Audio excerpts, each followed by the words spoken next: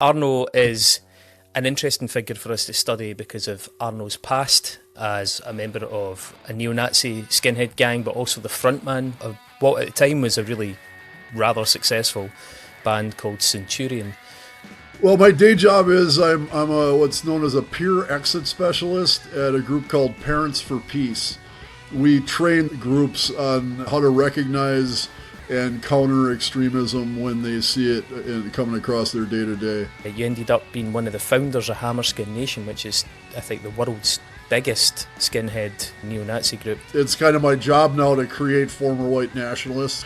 And I remember sitting in this guy's room and dropping the needle on Fear, the record. And he's like, I don't care about you! Fuck you! And I'm just like, oh, oh, yo, yes! Like, that was... I'll never forget that moment. Just hearing somebody scream fuck on a record like that alone just like hooked me. And so I was really into... My early punk influences were definitely Fear, Dead Kennedys.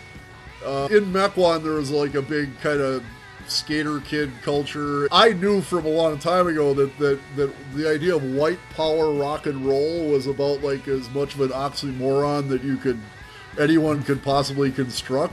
Screwdriver was no different. Even though they're just like mashing up bar chords, they're still working blues scales. And I remember the first Screwdriver song I ever heard was Hail the New Dawn. And I heard it on a cassette. Some friend of mine put a Walkman on, earphones on me. They're like, check this out. And I'm listening to it, like the hair on the back of my neck standing up. After we had gotten hold of the Screwdriver records. And I remember listening to Tomorrow Belongs to Me. And one of the guys from Cash goes, yes, this song was first done as a Hitler Youth song. And I'm like, wow, really? That's awesome. Ian Stewart's covering a Hitler Youth song. Wow, I feel so connected to my heritage as a German, Aryan, pure-blooded white man by listening to this song, Tomorrow Belongs to Me. And later on, I found out that the song was actually written and composed by Jewish theater people in cabaret. That's right. Yeah. That's absolutely right, yeah. It had nothing to do with the Hitler Youth other than it was like satire of the Hitler Youth.